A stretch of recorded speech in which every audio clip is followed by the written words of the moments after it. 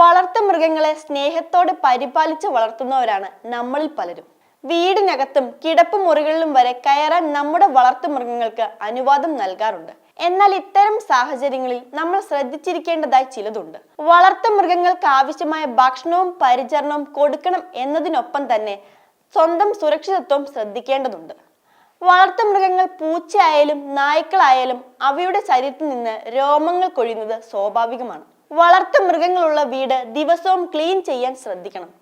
വളർത്തുമൃഗങ്ങളെ കുളിപ്പിച്ച് ദേഹം ഉണക്കിയ ശേഷം ദേഹത്തെ കൊഴിഞ്ഞ രോമങ്ങൾ നീക്കം ചെയ്യാൻ മറക്കരുത്. അല്ലാത്ത പക്ഷം ചിലർക്കെങ്കിലും അലർജി, തുമ്മൽ പോലുള്ള പ്രശ്നങ്ങൾ ഉണ്ടാകും. വളർത്തുമൃഗങ്ങൾ കിടക്കുന്ന കാർപ്പറ്റുകളോ ഷീറ്റുകളോ ഉണ്ടെങ്കിലും വീട്ടിലെ കാർപ്പറ്റുകളും ക്ലീൻ ചെയ്യാൻ ശ്രദ്ധിക്കണം. രോമം കൊഴിയുന്ന തരത്തിലുള്ള വളർത്തുമൃഗങ്ങളുള്ളവർ സ്ഥിരമായി വാക്യൂം ക്ലീനർ ഉപയോഗിക്കുന്നതാണ് നല്ലത്. വളർത്തുമൃഗങ്ങളുടെ നഖവും മുടിയും എല്ലായ്പ്പോഴും വെട്ടി ഒതുക്കണം. 3 മാസത്തിൽ ഒരിക്കൽ ഇവയെ ഗ്രൂം ചെയ്തിരിക്കേണ്ടത് നിർബന്ധമാണ്. വാക്സിനുകളും കൃത്യസമയത്ത് തന്നെ എടുക്കണം. മൃഗങ്ങളെ വളർത്തുമ്പോൾ അവയ്ക്ക് ടോയ്ലറ്റ് പരിശീലനം നൽകണം. ഇല്ലെങ്കിൽ ഇവയുടെ വിസർജ്യം വീണ് വീടിനകവും പുറവും വൃത്തികേടാവും. അതുപോലെ തന്നെ വെള്ളം കുടിക്കുന്നതിനും ഭക്ഷണം കഴിക്കുന്നതിനും സ്ഥിരമായി ഒരു ഓപ്പൺ സ്പേസ് നൽകാൻ ശ്രദ്ധിക്കുക.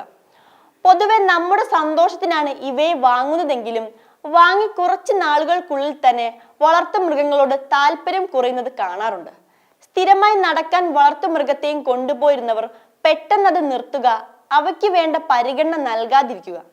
മനുഷ്യനെ പോലെ തന്നെ മൃഗങ്ങൾക്കും ഇത്തരം കാര്യങ്ങൾ തിരിച്ചറിയാനുള്ള കഴിവുണ്ട്. നാടൻ നായ്ക്കളല്ലാത്ത മറ്റു ബ്രീഡുകൾക്ക് ഡിപ്രഷൻ വരെ ഉണ്ടാകാൻ ഇത് കാരണമാകും. വളർത്തുമൃഗങ്ങളെ വാങ്ങുമ്പോൾ അത് പൂച്ചയോ നായയോ എന്ത് തന്നെ ആയാലും അത്യാവശ്യമുണ്ടോ, അവയുടെ ഉത്തരവാദിത്തം പൂർണ്ണമായി ഏറ്റെടുക്കാൻ നമുക്ക് കഴിയുമോ തുടങ്ങിയ കാര്യങ്ങൾ ആലോചിച്ച ശേഷം മാത്രം വാങ്ങുക. ബ്രോ, വെയിറ്റ് കൂട്ടിയിട്ട് റെപ്സ് കുറയ്ക്കണം, എന്നാലേ മാസ് കയറുള്ളൂ. അത് മാത്രം പോരാ, മിനിമം ഒരു 4 ലിറ്റർ വെള്ളമെങ്കിലും കുടിക്കണം. ഫിറ്റ്നസിനെ കുറിച്ച് പറയാൻ പല എക്സ്പേർട്സും ഉണ്ട്, പക്ഷെ ഡിജിറ്റൽ എക്സ്പെർട്ട് ഒന്നേ ഉള്ളൂ. Great brands, amazing offers, expert service. Oxygen, the digital expert.